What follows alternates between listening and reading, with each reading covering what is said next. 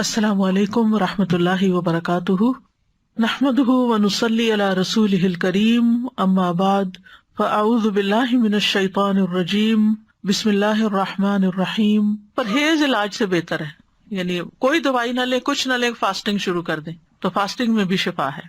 اور پھر دعائیں، آیات، سب سے بڑھ کر سورۃ الفاتحہ جس کا نام یہ شفا ہے، سورۃ الفاتحہ سے علاج کریں۔ خارجہ بن سل تمیمی اپنے چچا سے نقل کرتے ہیں، ایک مرتبہ وہ رسول اللہ صلی اللہ علیہ وسلم کی خدمت میں حاضر ہوئے۔ جب واپس جانے لگے تو ایک قوم کے پاس سے گزرے جن کے ہاں ایک مجنون آدمی تھا، یعنی اس کا ذہنی توازن ٹھیک نہیں تھا۔ اسے انہوں نے لوہے کی زنجیروں سے باندھ رکھا تھا۔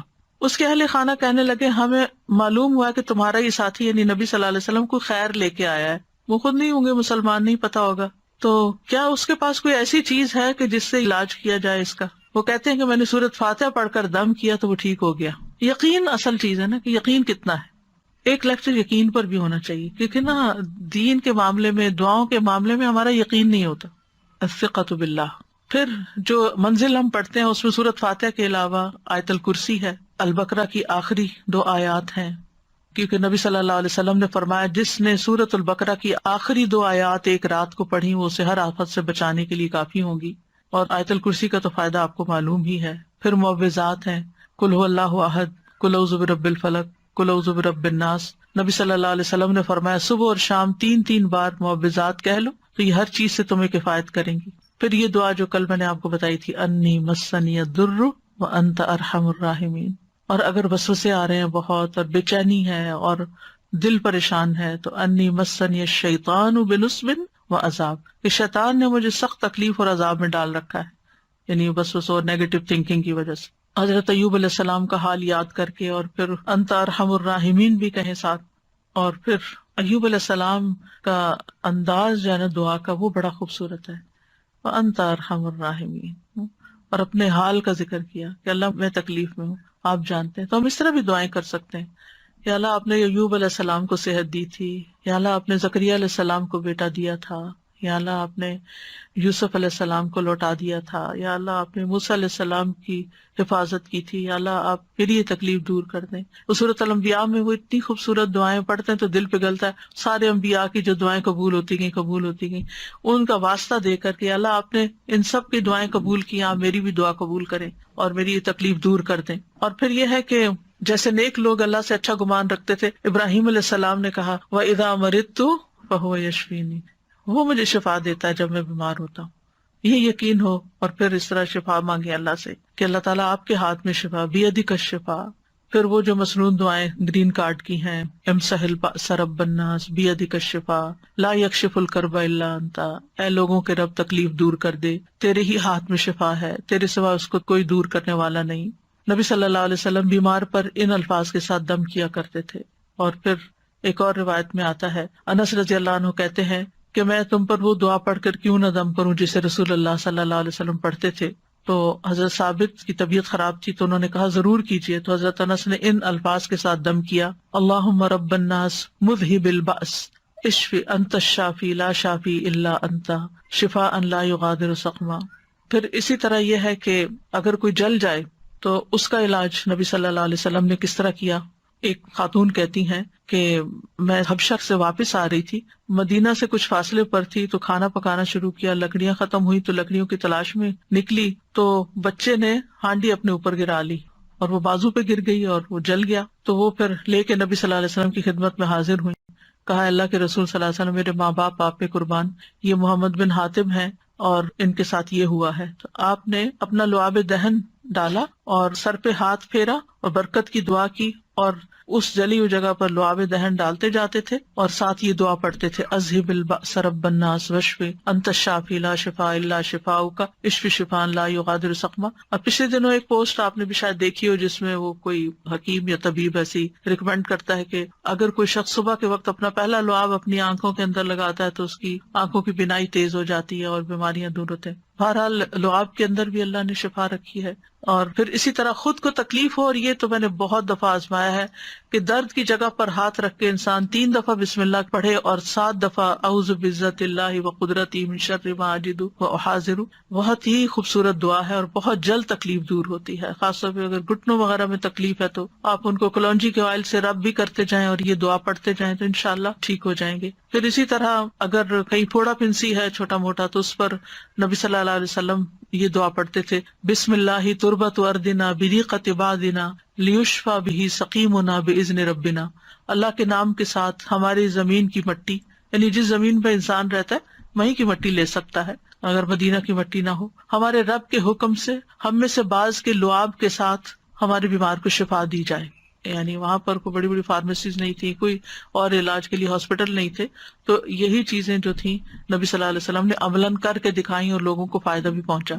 تو نبی صلی اللہ علیہ وسلم کسی کے جسم پر کوئی پھوڑا، کوئی زخم، کوئی تکلیف ہوتی تو لعاب کے ساتھ مٹی لگا کے اس جگہ پر لگا دیتے تھے. اور راکھ کا لگانا جو ہے، آپ صلی اللہ علیہ وسلم کو جب جنگ احد میں آپ کو تکلیف پہنچی تھی تو حضرت فاطمہ نے چٹائی جلا کے اس کی راکھ جو تھی وہ وہاں لگا کے تو پٹی کی تھی، تو اس میں بھی اللہ تعالیٰ نے شفا رکھی ہے.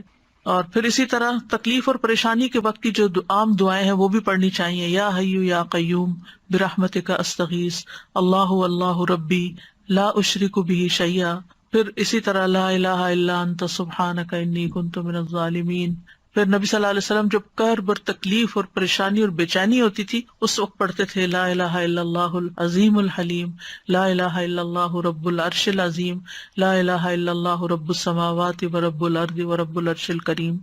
یعنی عرش سب سے بڑی چیز ہے نا مخلوقات میں سے، تو اس کے رب کا واسطہ دے کر پھر دعا کرتے تھے.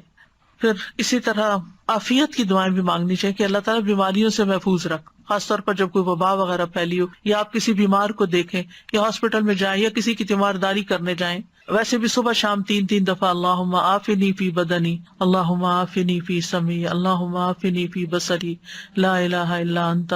پھر اللہم انی اعوذ بک من زوال نعمتک وتحول عافیتک وفجاءۃ نقمتک وجمیع سخطک.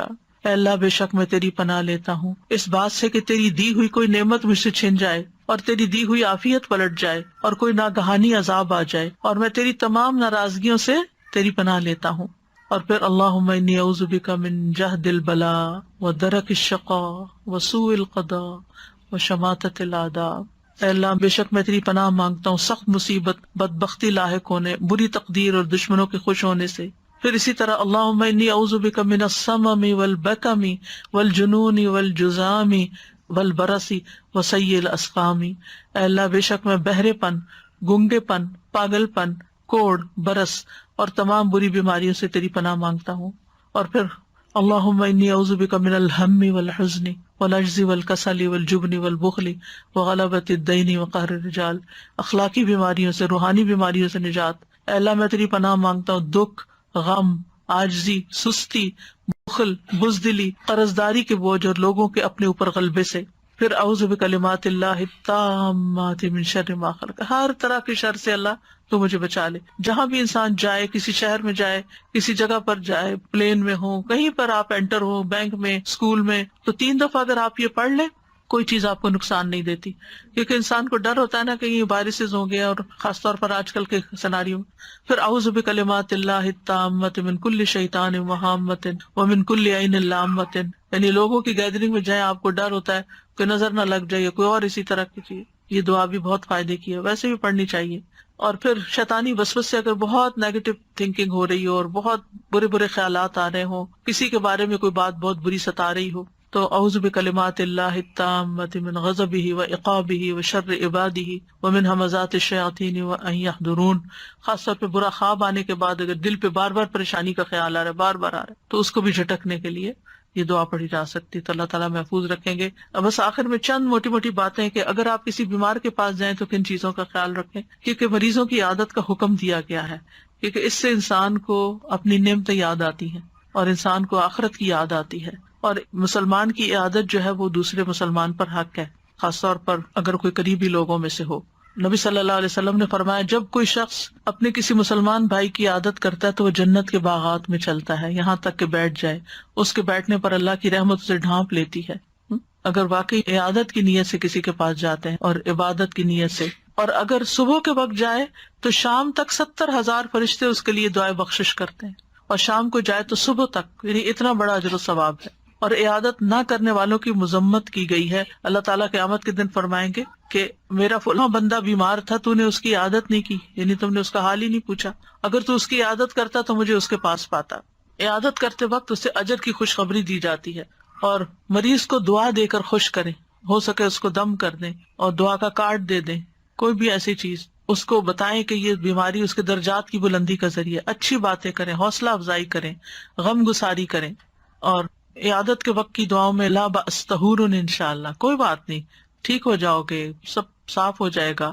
اگر اور دعائیں آپ کو لمبی چوڑی نہیں بھی آتی تو سورۃ فاتحہ تو سب کو آتی، سورۃ فاتحہ پڑھ کے دم کر دیں، معوذات پڑھ کے دم کر دیں، اور پھر اسأل اللہ العظیم رب العرش العظیم ان یشفیک 7 دفعہ پڑھ کے آپ اس پہ دم کر دیں۔ نبی صلی اللہ علیہ وسلم نے فرمایا جو مسلمان کسی بیمار کی عادت کے لیے اس کے پاس آئے جس کی موت کا وقت نہ آیا ہو، اور 7 مرتبہ یہ پڑھے تو اللہ تعالیٰ اس کو شفا عطا کر دیتا ہے۔ تو یہ بیمار کے لیے پڑھنی چاہیے۔ پھر اللہم اشف فلان، اگر دور بیٹھے ہیں تو دور سے دعائیں کر دیں، اور دیگر بھی اذہب البأس اور مذہب البأس، اور یہ ساری دعائیں جو پہلے میں آپ کو بتا چکی ہوں دیگر بیماریوں کے علاج میں، یہ دعائیں گرین کارڈ پہ لکھی ہوئی ہیں، ان سب کا بھی، یعنی اگر آپ کے پاس زبانی یاد نہیں تو دیکھ کے بھی آپ ان کو پڑھ سکتے ہیں۔ اور ساتھ اپنے لیے بھی ایک دعا مانگیں کہ اللہ مجھے اس سے عافیت میں رکھنا، یعنی الحمدللہ الذی عافانی مما ابتلاک بہ وفضلنی علی کثیر ممن خلق تفضیلا۔ تو حدیث میں آتا ہے کہ جو یہ پڑھے گا اس مصیبت سے محفوظ رہے گا جس میں دوسرا مبتلا ہے۔ تو اللہ تعالیٰ ہمیں بیماریوں میں اور ساری تکلیفوں میں درست رویہ اختیار کرنے کی توفیق دے، اور سنت کے مطابق علاج بھی اور بہیو کرنے کی توفیق دے جس سے اللہ تعالیٰ راضی ہو جائے۔ یہ ایک باری امتحان ہے، اس امتحان کو پاس کرنا ضروری ہے، اور پاس کرنے پر بہت بڑے درجات ہیں، اور اگر انسان اس پر ناکام ہو جاتا ہے تو دنیا میں بھی تکلیف اور آخرت کی بھی تکلیف۔ وآخر دعوانا ان الحمد للہ رب العالمین۔ سبحانک اللہم وبحمدک، اشہد ان لا الہ الا انت، استغفرک واتوب الیک۔ السلام علیکم ورحمۃ اللہ وبرکاتہ۔